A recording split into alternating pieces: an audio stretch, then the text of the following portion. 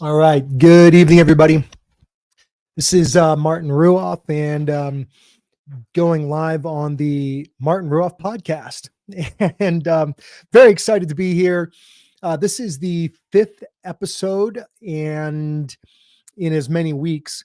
And I've got to tell you something, I'm really enjoying what I'm doing here. And for those of you that may not have, you know, seen this before, if this is the first time seeing the Martin Ruoff podcast, this is effectively a podcast done by me that is all about really freedom. It's about creating the life that you truly want. And I think that freedom, the freedom encompasses that, it embodies that freedom. And I often use the word liberty. And so it's about creating freedom in every aspect of your life, physically, emotionally, spiritually, mentally, financially, the freedom to have extraordinary relationships, just all of it. And then ultimately how liberty um is also a part of that, because a lot of people are weighted down by negative beliefs, and what that does is it restricts liberty. And so this is also about liberating people to live a life of true abundant freedom. Okay, so just a brief background on myself. I've been and one of these days, I'm gonna actually put together. I have a video of myself because I'm an entrepreneur. I've been an entrepreneur for the last 20 plus years, 22, 23, 24 years of my life. And so many years ago, I put together a video reel of myself. And it's one of those reels that's like, it's a good introduction into who I am. And it talks about things that I've like past accomplishments and whatnot. So I gotta pull that out. I think, edit it a bit, give it some updates. But just for those of you that may have no clue who I am, as I said, an entrepreneur of 20, let's call it 24 years. Before that, I worked in the restaurant industry. I worked in the restaurant industry for 20 years. Literally started my restaurant career at Subway sub shop. I was, making subs, and then I became a dishwasher at a really popular, like sports bar, and then I was a bar back, and I've literally done every single job there is to do in a restaurant, with the exception of one, and that is a head chef. Okay, I've been an owner. I'm sorry, I haven't been an owner, but I've been a short order cook, but I've never been a head chef. I was kind of a sort of a sous chef, sort of, kind of, not really. So maybe there's two jobs I haven't done. I haven't been a head chef and I haven't been a sous chef, but I've done everything else. And I left the restaurant industry because I loved being of service, and I was very good at it. The last job I had in the restaurant industry was at a place called Capo. You can look it up. It's in Los Angeles. And it's just this incredibly badass, amazing, very high-end, elite, fine dining restaurant, 16 tables. I was waiting on celebrities and, major celebrities and billionaires. And what that job really did for me working there, it frustrated me, because I got so sick and tired of watching other people's lives and looking at these people and like, my God, what do these people have that I don't, besides a boatload of money? And what it came down to was they just had a better opportunity. And hang on to that word, because I'm going to come back to that word tonight. They had a better opportunity. And so I began to seek out ways to make more money, because what I believed at that point was, if I just have more money, then I can live the kind of lifestyle that I want to live. And that's certainly true. And so I went out and sought ways to make more money, went to financial seminars, read tons of books, and met people that introduced me to a particular industry, a networking industry. And it changed my life. I wound up earning a very significant 11 figures 11-figure income, and traveled all over the world, was teaching I've taught hundreds of thousands of people how to be successful in their lives. I've actually been, basically, not basically, I was a public speaker. I've spoken in front of audiences of up to 25,000 people at Dallas Stadium, but it was pretty common that I would speak 2 to 3 times a year in front of, 10 to 18,000, person audiences. And I would speak on the weekly in front of hundreds of people, if not thousands. So, that's basically my background in a nutshell. And I'm married. I've been married for almost 11 years. And excuse me, not almost. It's been 11 years. We have a 4-year-old son, and we live in Minnesota. We live about 30 minutes outside of Minneapolis. And so life is amazing. Life is, I'm incredibly blessed. And I'm very, very grateful. And I'm doing this podcast because it's really the next evolution for me as an entrepreneur. But more to the point, it's the next step in getting the message out. And I love working with people. I've coached people for a very long time. And it's something that I'm very passionate about. It's something that I currently do now. And I'm really expanding into that industry and that field. But this podcast is a way to communicate and build an audience and build a better word, not an audience, a community. And so that's really the purpose behind this, is to build a community and help refine the messages that that people want to hear and that I want to share. So with that said, if you've listened to any of the other 4 podcasts, I've talked a lot about well, I'll just give you basically what the subjects were: loss, resentment and anger. I've talked about what else? Forgiveness. I've talked about, I got it written down here. What else have I talked about? Oh yeah, grief. Okay. And so what I've really talked a lot about have been ultimately about breakdown. And one of the reasons that I started the whole podcast talking about some pretty heavy issues was that I've experienced a lot of breakdown recently and for many years. For those of you that know, if you go back and listen to the podcasts, I had an extremely successful business that fell apart. I was a very high level individual within a company that was a almost $5 billion company. And when the pandemic arrived, that was the final blow, and it just destroyed that company when that company went bankrupt. And that just, it devastated me, and it devastated a lot of people, and it devastated certain aspects of my life. And so I experienced a lot of breakdown. Now, understand, coming out of the pandemic, and because of the pandemic, there have been people all over the world that are experiencing and have experienced tremendous breakdown. And we tend to look at breakdown as a bad thing. But as the saying goes, the breakdown comes before the breakthrough. And so what we're going to talk about tonight is the breakthrough. Tonight, we're going to talk about something that hopefully people find fun.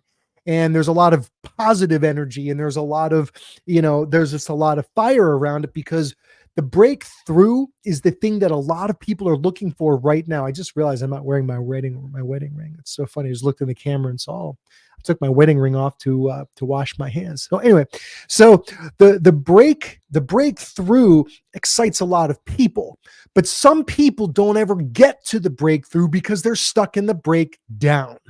And what I'm here to tell you is there are ways to exit your breakdown. There is a massive sign on the door above you that you're on the door you're looking for. Let's say, a breakdown is like you're walking through a maze and you're just lost, and you don't have anything to necessarily mark the path that you've trodden thus far, and you're just trying to find your way through this maze. And what you're ultimately looking for is the exit. So you're looking for that sign that says exit, and it's that flashing neon sign, right? And so how do you get out of the breakdown and experience a breakthrough? So I'm going to talk about that tonight. And I'm going to say that, I've identified sort of three sort of steps. And, I get kind of tired of this. There's 3 steps, there's 5 steps, there's 7 steps, there's 4 steps. But that's what people want. People want, give me the steps that I can take to achieve X. So I'm going to talk about that. But before I do, I'll frame it this way. And I'm going to refer to a couple of notes that I made, which typically I don't like to use notes, but I'm going to refer to this because I really wanted to make sure I stayed true to the language that I had originally thought of and wrote down to this. And breakthrough is a decision to achieve a goal and then take consistent action to accomplish it. So again, it's the decision to achieve a specific goal. And then you take consistent action to achieve it. Okay. That's really, to me, that's what breakthrough means to me. That's what I've experienced with breakthrough.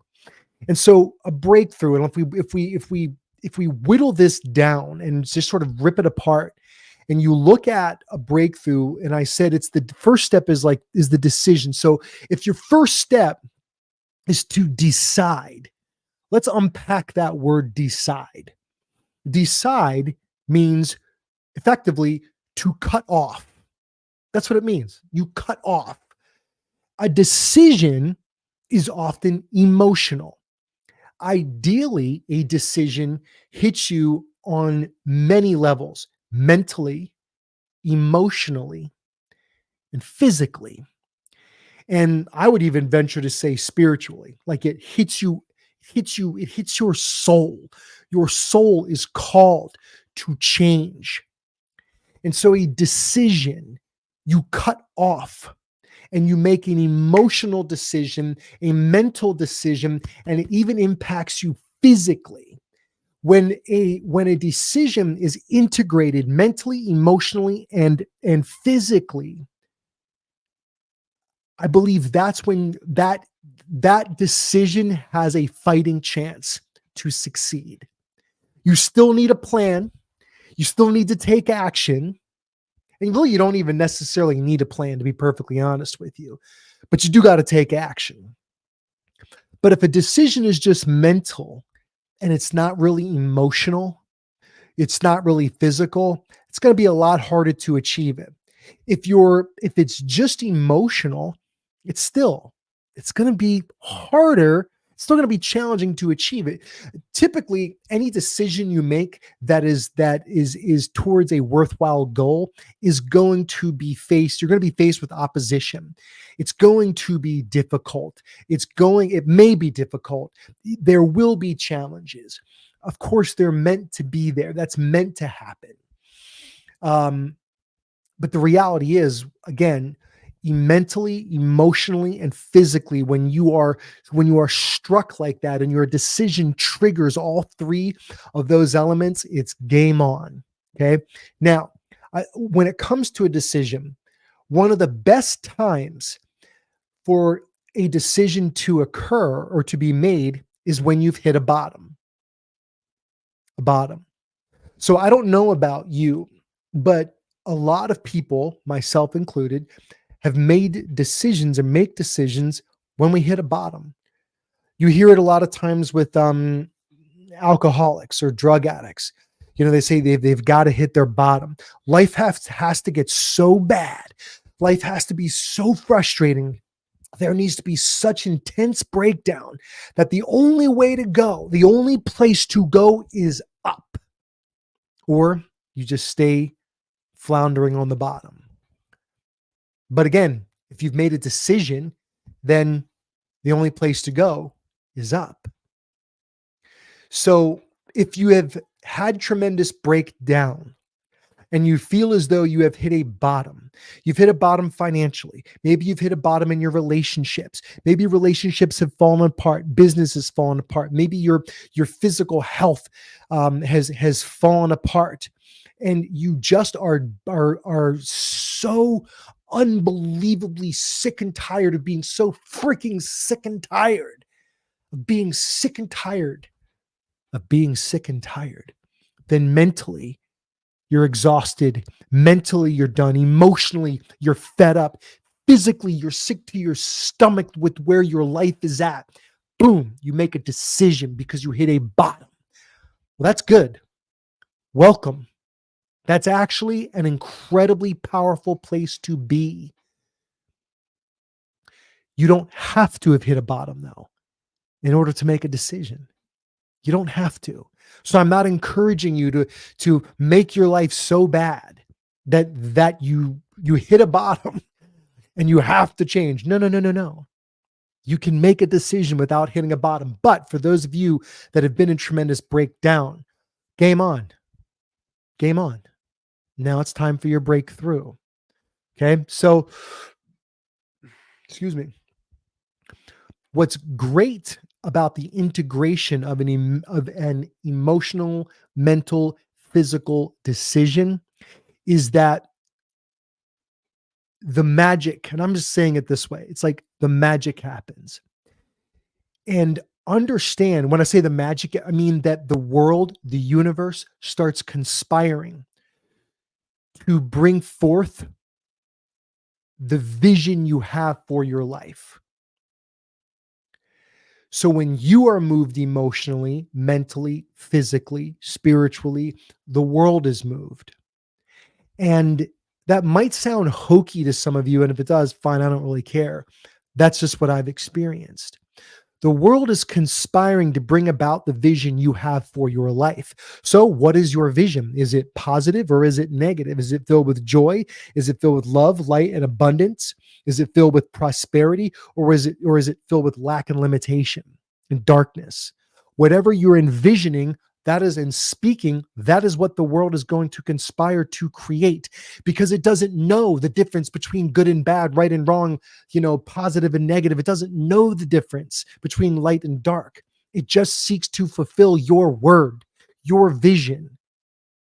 So as I said earlier, when you decide to change your life, when you decide to achieve a goal, well, that goal is a vision. And to achieve, okay, well, wait a minute, I'm getting ahead of myself. First, the goal. It's a vision for your life that is different than the one you currently are experiencing. A goal. Think of it this way. When you decide, think of it this way. The old must give way to the new. The old must give way to the new. And having that future vision for yourself it's vital, because then you have something to work towards. You already know what you don't want, but you got to know what you do want. I want to lose weight. That's great. How much? I want to make more money. That's great. How much? Because if you're general, they say generality is the death of all art. Generality is the death of all goals. You've got to be specific about it. Write it the frick down. Decide what you want. Cut off. I no longer want to make $1,000 a month. I want to make $10,000 a month. Great. Write it down. Okay. Now, when you have your goal, you now have something to aspire to. Aspiration will give way to inspiration. Aspiration will yield. It will become inspiration. And when it becomes inspiration, it doesn't just exist in your mind. It exists in your heart. It exists in your gut. It exists in your body. You are inspired to take action. And here's a really cool thing. To achieve simply means to make actual, to make actual or physical, to bring it about into physical or actual form. It means to realize. right? And so to realize simply means to make real. So first is your decision. Second is your goal. And it is the achievement of that goal. Now, how do you achieve a goal? You have to take action. Consistent action. Let's break down action. Okay. Action is not thought. Action is not words. Action is a thing done. I'm going to say that again. Action is a thing done. It is not a thing spoken about. It is not a thing thought about. Those are important, but they are not action. An action is a thing done. And so, first, you decide, then you have your goal, and you must take consistent action over time because it ain't going to happen overnight. It can happen very quickly. Sometimes it could happen overnight, certainly, but there's just the reality is things will take time. And so we must be consistent in our action. I have been someone in the past that has taken action, but have been inconsistent. And when I've been inconsistent in my action, my goal is not realized, certainly not in any, decent time frame. But typically it's not realized. But if I'm just consistent in my action, if you're consistent in your action, eventually your goal will manifest. It will become real, okay, actualized. So if you're sitting here going, well, great, I got to take action, but I don't know what action to take. That's okay. Start anyway. And by the way, on this note, I'm talking to myself as much as I'm talking to you. You've got to just take action. Well, Martin, what if I don't know what to do? Do it anyway. Well, okay, but what if I don't know what to do? Do something anyway. Seek out the counsel of someone who does know. Start today. Start now. Begin. I have been guilty of not beginning because I thought I had to figure it all out before I took action. And literally a year went by. Literally a year. 365 days went by before I took any damn action. And I experienced far more pain, far more frustration, and, just floundering around on the bottom before I took action. And eventually the pain got so great that I finally just said, F it, I'm just going to do something. Please, you don't need to be that way. You don't need to be that way, but you do need to take action. Okay. Now, this is what I want you to understand about action. Oh, and by the way, Nietzsche says, when the why is great enough, you can endure anyhow. Okay. I'm going to rephrase that though. When your why is great enough, the how becomes evident, especially if you just take freaking action. Because here's what happens. You take an action, you get feedback, and you make a correction. Then you take another action. Action, feedback, correction, action, feedback, correction, action, feedback, correction. That is like the little secret for you for winning, for long-term success.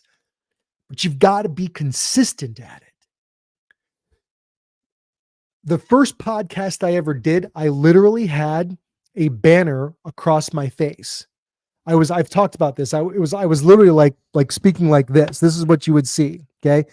You couldn't see my mouth. You could just see this. So, but you know what? I did the damn thing. Scared the hell out of I was terrified. Forgot everything I was going to say. I was like rambling. It was nonsensical, but I freaking did it. So the universe will reward action. And here's what you've got to get. Action creates opportunity. So ultimately, what do you want? You want a new life. You want to make more money. You want to have a better physique. You want good health. You want better relationships. You want to improve your marriage. You want to improve your whatever the hell it is. That's opportunity. The only way to create opportunity is by getting into action. They say opportunity knocks. You're damn right it does. You're damn right opportunity knocks. But you know what? A lot of people are asleep when opportunity comes by knocking.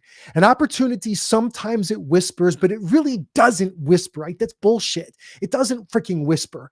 It comes along joyfully and it's knocking, but you got cotton balls in your ears, or you're sound asleep, or you're listening to freaking junk and you can't hear it.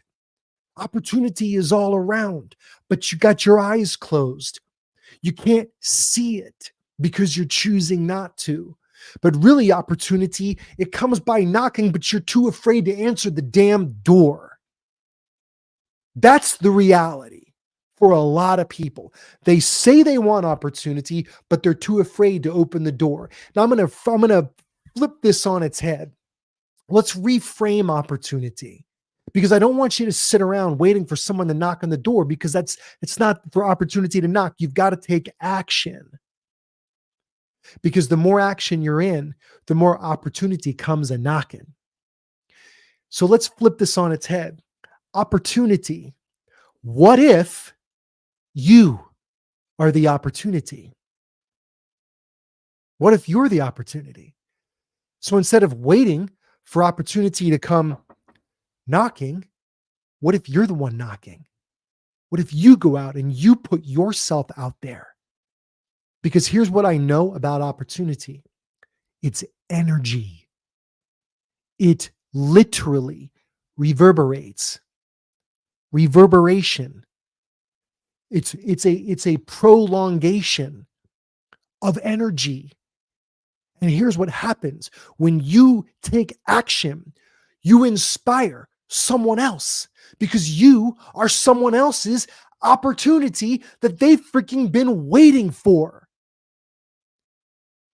And so you activate them, and then they get activated and they start knocking and they start creating opportunity. And eventually that pings someone else, who pings someone else, who pings someone else. Remember, it's energy that's reverberating. It is prolongating all throughout. It is resonating out into the world. It is bound to come back to you.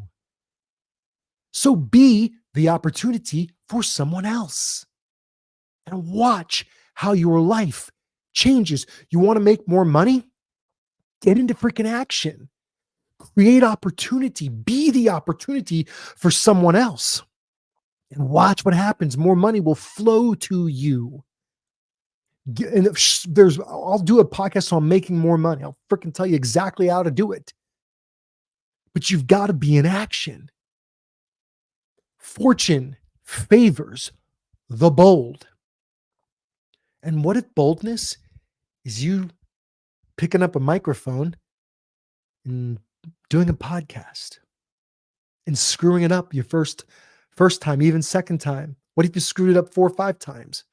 Martin, what if I fail? Cool. Fail forward.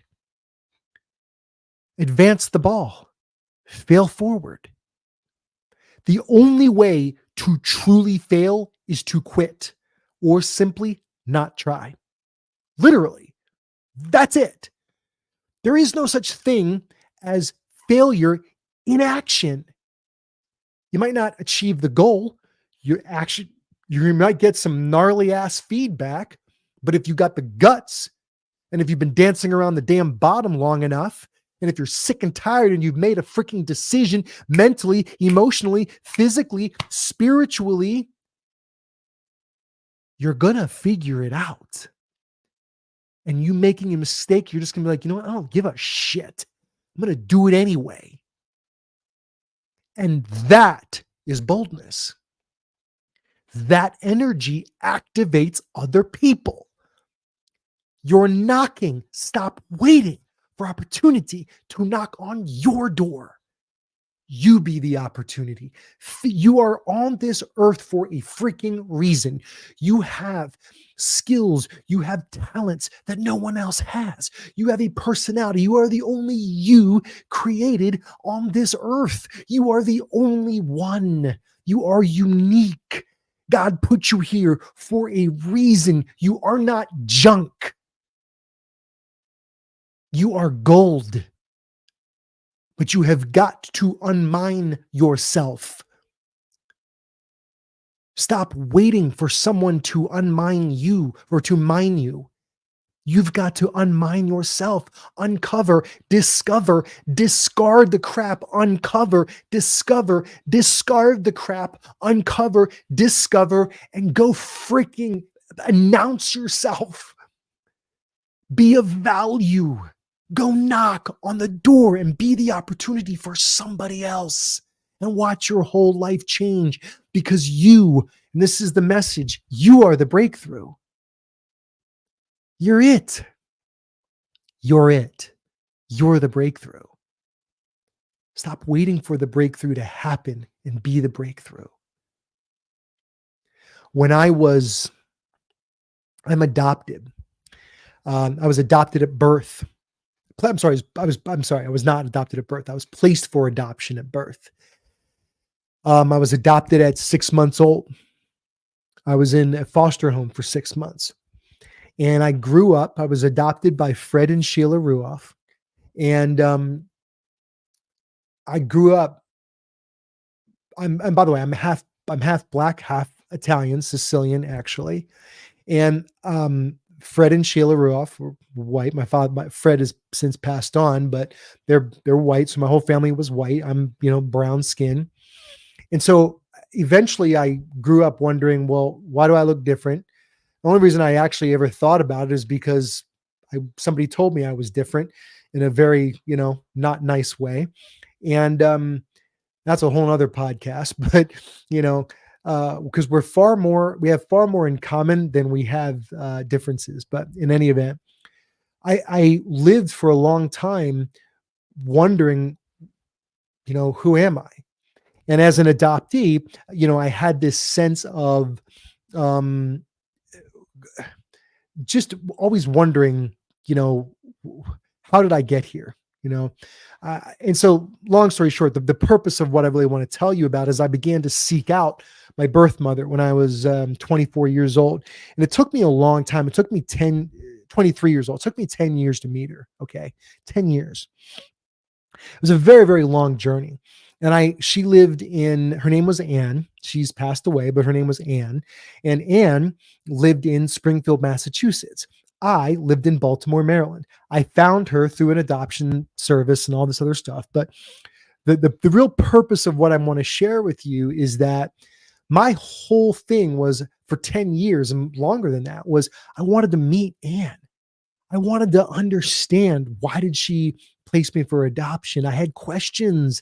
I wanted to understand how I look the way I look.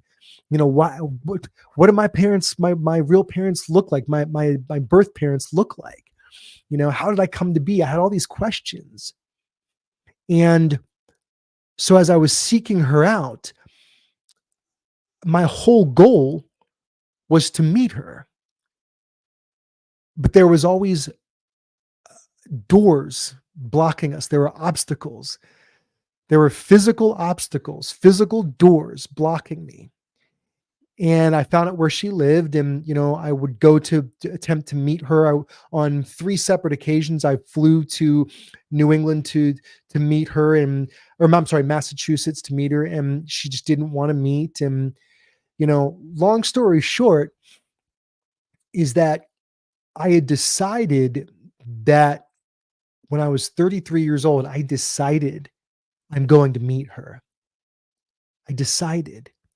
Because my life was certain aspects of my life were in such breakdown that I had a counselor tell me, you're not going to be able to get on with your life until you meet her. And so I made a decision to break through. I had a breakthrough. So I made a decision and to achieve a goal, and I took consistent action to attain it. And when I, the first two times I went to where she lived in an apartment building.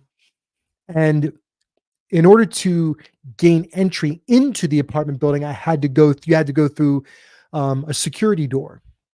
So you could open up the main door, and then you were in like a little foyer, and the mailbox was there, like, with all the names, not the mailbox, but the call box. And you could click somebody's buzzer, then they would, speak to you over the intercom and then buzz you in. And so the security door was always locked the first two times I've been there. And this is over the span of 10 years. Okay. And there were other obstacles, but that door was a freaking obstacle for me. And when I made the decision when I was 33 years old that I was going to meet her, you know what my goal was? My goal was to knock on the door. Quite literally, that was my goal. I'm going to knock on the door, and she's going to say, "Who is it?" And I'm going to say it's Martin, because she knew who I was. But we had never spoken. We'd only corresponded once. And so my goal was to knock. Isn't that interesting? To knock on the door. And I went there. I was freaking out. I was so scared. Today it's the scariest thing I've ever done in my life. And I remember walking across the lawn from my car to the front door of that apartment building. And I remembered walking through the rain, and I was crying because I was so scared. And I walked up to that front door and opened the door, and there I am, and there's the security door. And I looked at the call box, and I saw her name on the last name on the call box. And my first thought was start buzzing all the other buzzers, and somebody's just going to buzz me in. But then, hand to God, literally a voice in my head said, "Pull on the door." Swear to God, a voice in my head said, "Pull on the door." So I reached out and pulled on the door, and it opened. The door that had been closed for years before now opened. When the why is great enough, when the decision is made, the universe conspires to make manifest your goal. Literally, my breath left my body. I took a big inhalation, thought, wow. And I walked through that door. And I walked down the hall. I made a right and then a left. And I went to the apartment that I knew was hers. And I just knocked on the door. And she answered. She said, "Who is it?" She had no idea I was coming. She said, "Who is it?" And I said, "It's Martin." Boom. Mission accomplished. That was my goal. The fruit on top of it all was that she opened the door. Opened it. It had the security chain, and she opened it a crack, and she peered through, and she said, "You're here." And I said, "Yeah." She said, "Do you want to talk?" I said, "Yes." And she opened the door, and we had an amazing time. We spent hours together just talking. She had this big couch, and she sat on one side of the couch, and I sat on the other side. And we just talked. And we eventually laughed. And she said, "You must be very angry." I said, "No." I said, I had some anger, sure, but I just wanted to meet you. I just have questions. We wound up having an amazing time and took pictures. And so remember I said earlier that some people and some of you are waiting for opportunity to knock, but you have to reframe it. You have to be the opportunity that knocks. I was the opportunity for her. It changed her life. My knocking, yeah, it changed my life, but it changed hers. I could go in all the ways that it did, But I know that for a fact that it did because she told me that it did. And she sent me letters and would tell me how excited she was. And we had this relationship and I changed her life. So I was the opportunity for her. And yet my life was changed too. So if you're looking for your breakthrough, be your breakthrough. You're it. Go get it. Decide what you want. Make a decision. I'm going to read it for you out loud. A decision to achieve a goal and then take consistent action to accomplish it. What if it took you 10 years? Would it be worth it? You have to decide that. What if it took you 20 years? Would it be worth it? I can tell you emphatically, if it took me 20 years to meet her, it would have been worth it. If it took me 30 years to meet her, it would have been worth it. Not to mention all the other, what I call prizes along the way that I picked up in seeking to accomplish that goal over 10 years. There are so many other gifts and prizes that I picked up along that journey. There will be for you as well. And not only that, as you take action, you're creating opportunity that changes other people's lives along the way as well. So if there's a secondary message that I can give you, it's this. Your life isn't just about you. It's about other people. We don't live by ourselves. Even if you actually literally live by yourself, you don't exist in the world by yourself. You interact with people. So someone out there is looking for you and may not know it's you. But when you knock, they will heed that call. So be the blessing for someone else. If you want to experience blessings, then be a blessing. If you want to experience opportunity beyond what you're currently experiencing, then be the opportunity for someone else. Risk it. It's worth it. So I go back to this notion of what I started with for this entire podcast. It's to build a community of people that seek supreme freedom and liberation from the ties that bind them, mental, emotional, physical ties that bind them. And then the reality is they're almost all mental, which trigger emotional, which trigger more mental, which trigger physical ties. So we're here to liberate you so you live a life of abundant prosperity, not just financially, but in all aspects of your life. So let's go freaking win. If you're tired of being freaking tired, of being so sick and so tired, of being so sick and so tired, good. Now is the time. When would now be the best time to go change your life? And don't expect it to happen overnight. But I'm going to tell you right now, the minute you decide, the minute you take action, the world will show you you're on the right path. And if part of that showing you is opposition, do not be deterred. Do not be deterred. It's there.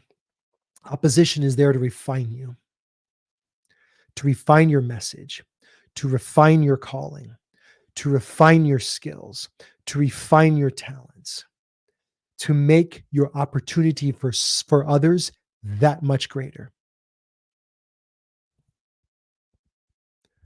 So go get it.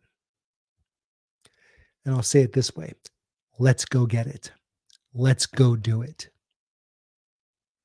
God bless you. I appreciate you being on here, listening and watching. I'm here every Tuesday night live.